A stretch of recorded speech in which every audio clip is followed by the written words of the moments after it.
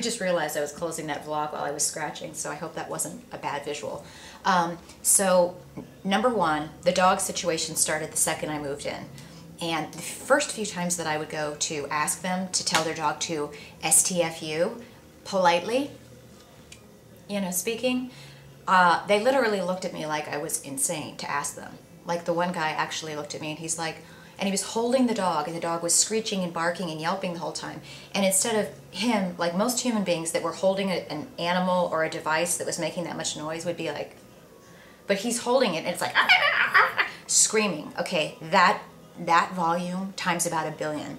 And he's like, holding the dog, and I remember he looked at me the first time and he's like, oh right, I can imagine if I didn't have to get up at 6 a.m. and work on Saturdays, I'd be probably upset too. I'm like, dude, you do not want to mess with me. You do not want to go there, okay?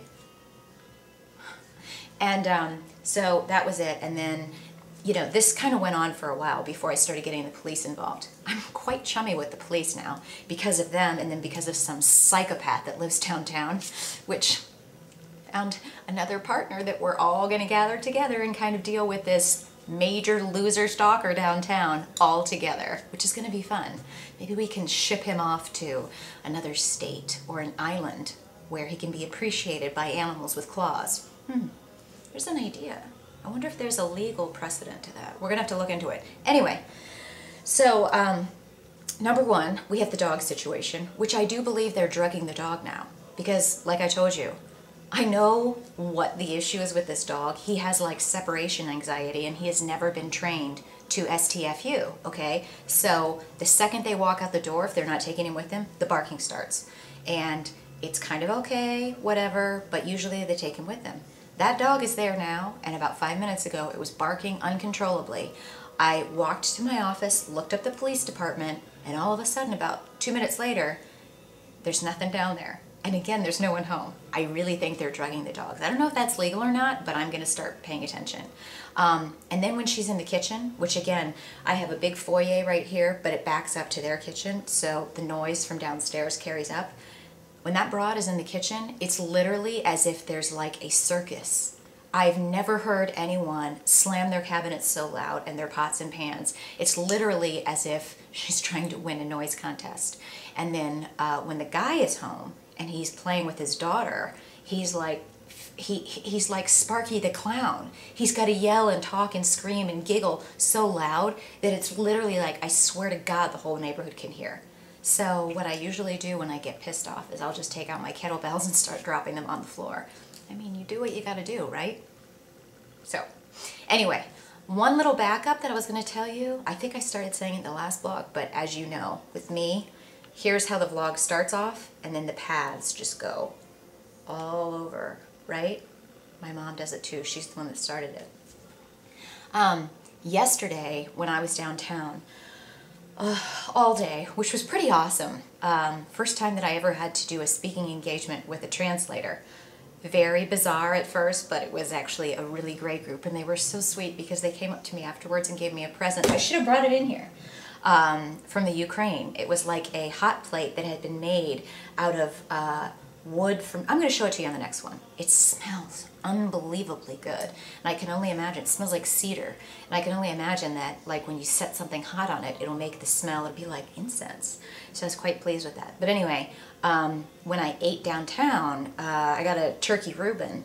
And it was so good, and I kind of went against, like in my head, I was like, I'm gonna have, you know, this half of the sandwich, and then I'm like, I'm probably full, I shouldn't eat that. But it was so good, my brain overrode my other brain, or, you know, my common sense. And I'm like, this is so good, I'm gonna eat it. I kid you not, people, my stomach inside has shrunk so much, I can't eat a whole big sandwich like that. I mean, it was, you know, I don't want to say it was a huge sandwich like some places where you go and you get a sandwich that big. But, you know, it was a regular size sandwich and I had some fries. I was so uncomfortably full for the whole rest of the day because I ate that. It wasn't like I was eating fast. It wasn't like, you know, I had dessert too and an appetizer. I didn't. But I'm just telling you guys, this whole way that I've changed my eating, it's shrunk my stomach. And I can't, you know, in maybe kind of like a more simplistic way, it's almost like, you know, people that get tummy tucks. They say that, I'm pretty sure when you get a tummy tuck, they just, you know, make your actual stomach smaller so that you can't process more than a certain amount of food, which is really what we should be doing, right? We should be eating less. Which reminds me, I read an article on the way home about Kendra, who's one of the reality people that I watch. I do watch Kendra on the E! Network. I DVR it, and I love her. I read an article about that, and I'm going to share it because it goes right along with what I'm telling you guys, which is that the key, if you're not getting where you're supposed to be, it's just like Mr. J, my trainer, told me a year and a half ago, whatever, when I first was training with him and I was kicking butt 2 hours, and we would measure, I think I lost 4% body fat in the first month and a half, or maybe it was 2 months, and then I stalled. And every time I go to him, I'm like, I don't understand. And I'd tell him what I was eating, and I would show him. And I was eating all the right stuff, people. I was eating oatmeal and protein powder and protein bars and water and just a couple things of coffee a day with fat-free this and sugar-free that and rice cakes and, you know, natural peanut butter, all the right stuff, right? And I'm pretty sure, you know, I was monitoring within a certain degree what I was eating or how much. But Jay would just look at me. He's like, look, your workouts are kicking butt, you're kicking butt. He's like, you're stalled, you've got to tweak your diet, you got to eat less. He goes, obviously you can't eat as much as other people with your activity level and lose fat. And he would constantly say it. I'm like, no, it can't be that, you know, because then I'd read something in Oxygen magazine and it'd be like, you know, if you're working out this much, you have to have 1,800 calories. In fact, you probably should be at 2,400 calories. So then I'd freak out. But guess what? Eating less is working for me, and I can still get through my workouts just fine. I still have plenty of energy. I'm losing weight. I'm enjoying the food that I'm eating. I'm in a better state of mind than I ever have been. And like I told you guys, I got my mom on it, and she's doing it, and she's losing weight. She's like, Kelly, my pants are looser every day. I mean, I just got to tell you, this eye-opening experience, it is what it is. In the article I read about Kendra, I'll bring it in here and shoot my vlog about it tomorrow. But they were like, and you guys have seen it if you've watched her shows, if you've been seeing Us Magazine or whatever, you know, she's been getting so much flack 'cause she wasn't losing the baby weight.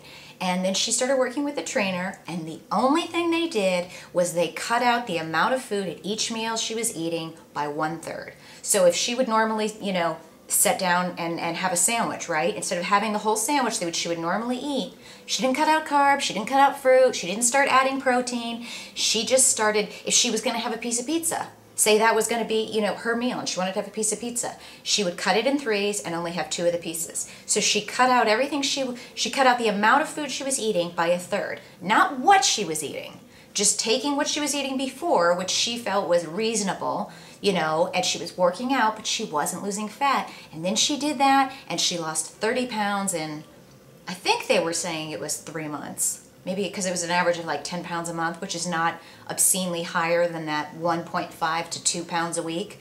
But you guys, it's called reasonable eating. It's called, if you're not losing weight, it's all about how much you're eating.